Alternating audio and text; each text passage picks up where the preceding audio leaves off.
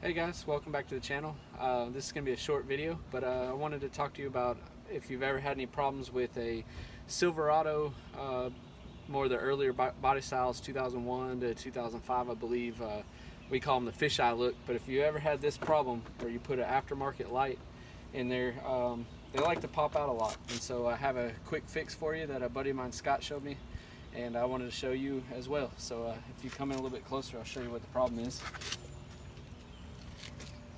Right here is a clip, and this little latch catches inside this little plastic piece here, and this is just a snap. And what happens is this little piece right here snaps inside here. Well, when they come from the factory, wherever these aftermarket lights come from, they don't have this little clip spread out.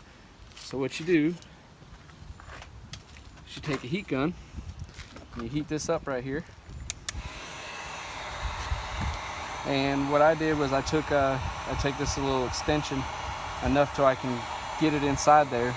And well, after I heat this piece up right here, you get it a little, you don't want to get it too hot to where you'll melt it, but you just want to warm it up a little bit. Take your extension,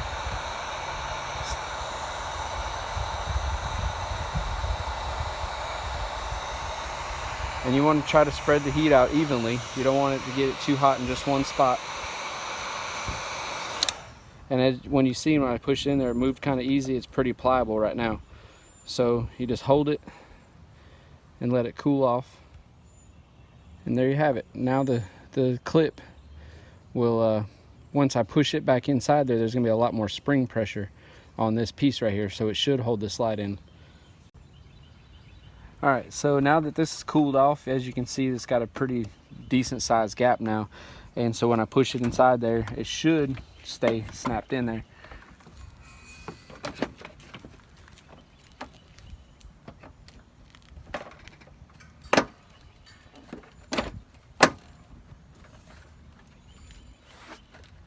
And there you have it. Alright, there you have it.